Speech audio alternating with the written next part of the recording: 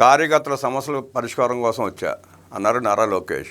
యలమంచిలి నియోజకవర్గ టీడీపీ కార్యకర్తలు నేతలతో సమన్వయ సమావేశంలో మంత్రి నారా లోకేష్ కార్యకర్తలకు భరోసా ఇచ్చేందుకు కాదు, సమస్యలు పరిష్కరించేందుకు వచ్చానని విద్యా ఐటీ శాఖల మంత్రి నారా లోకేష్ స్పష్టం చేశారు.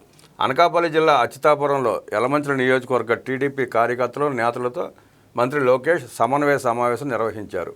అనంతరం కార్యకర్తలతో ముఖాముఖి నిర్వహించి వారి సమస్యలను అడిగి తెలుసుకున్నారు. ఈ సందర్భంగా మంత్రి లోకేష్ మాట్లాడుతూ వైసీపీ విధ్వంస పాలనపై అందరం కలిసికట్టుగా పోరాడి చరిత్రలో ఎన్నడూ లేని విధంగా 94% స్ట్రైక్ రేటుతో 124 సీట్లు సాధించాం. 1995 నాటి ముఖ్యమంత్రిని చూస్తారని సీఎం చంద్రబాబు నాయుడు అంటున్నారు. ఈరోజు పార్టీలో చాలా మార్పు వచ్చింది. యువకులకు అవకాశం కల్పించాం.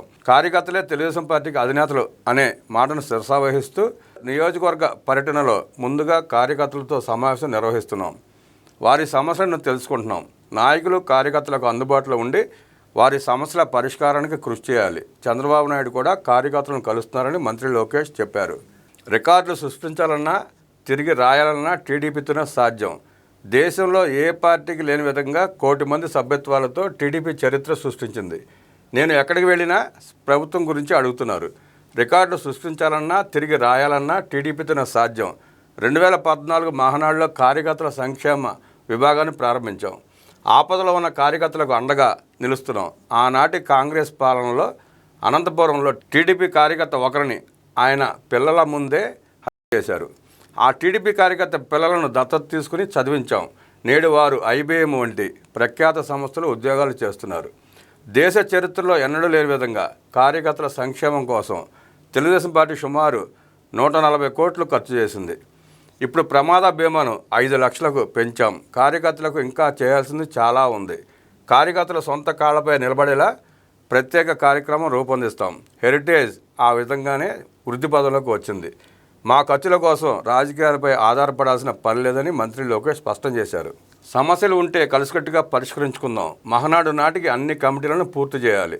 మన పార్టీలో పెద్ద జబ్బు ఉంది, అదే అలక. మనం అందరం కుటుంబ సభ్యులం. సమస్యలు ఉంటే కలిసికట్టుగా చర్చించుకొని పరిష్కరించుకుందాం. ప్రతి బుధవారం కార్యకర్తలతో నియోజకవర్గ ఇన్ఛార్జి సమావేశం నిర్వహించాలి.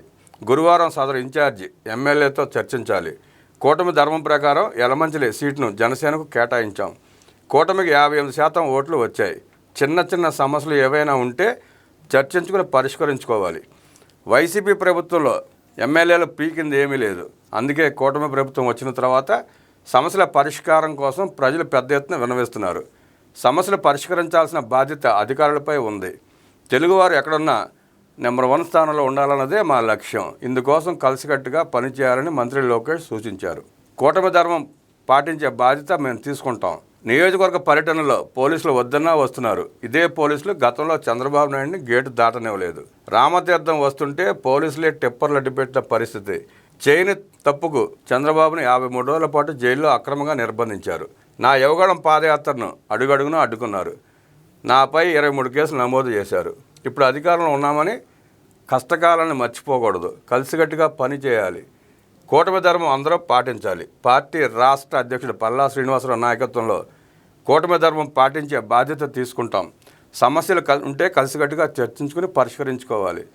మిత్రధర్మం పాటించాల్సిన బాధ్యత ప్రతి ఒక్కరిపై ఉందని మంత్రి లోకేష్ స్పష్టం చేశారు. పార్టీలో సంస్కరణల కోసం పోరాడుతున్న పార్టీలో నిరంతరం యువరక్తం పారాలి. ఒక వ్యక్తి ఒక పదవిలో 3 సార్లు కంటే ఎక్కువగా ఉండకూడదు. ఒక మండల పార్టీ అధ్యక్షుడు రాజ్యసభ సభ్యుడు ఎందుకు కాకూడదు? పార్టీలో కష్టపడిన కార్యకర్తలకు గుర్తింపు ఇస్తామని మంత్రి లోకేష్ భరోసా ఇచ్చారు. అనంతరం పార్టీ కార్యకర్తలతో ముఖాముఖి నిర్వహించి వారి సమస్యలను అడిగి తెలుసుకున్నారు. భరోసా ఇచ్చేందుకు రాలేదని, సమస్యలు పరిష్కరించేందుకు వచ్చారని చెప్పారు. అనంతరం ప్రతి ఒక్కరితో ఫోటోలు దిగారు. ఈ కార్యక్రమంలో జిల్లా ఇన్ఛార్జి మంత్రి కొల్లు రవీంద్ర, జిల్లా మంత్రి వంగలపూడి అనిత, జిల్లా అధ్యక్షులు పల్లా శ్రీనివాసరావు, యలమంచిలి నియోజకవర్గ ఇన్ఛార్జి ప్రగడ నాగేశ్వరరావు, టీడీపీ అనకాపల్లి పార్లమెంట్ అధ్యక్షుడు బత్తుల తాతయ్య బాబు, ఉత్తరాంధ్ర కోఆర్డినేటర్ దామచర్ల సత్య, మాజీ ఎమ్మెల్సీ పప్పుల చలపతిరావు తదితరులు పాల్గొన్నారు.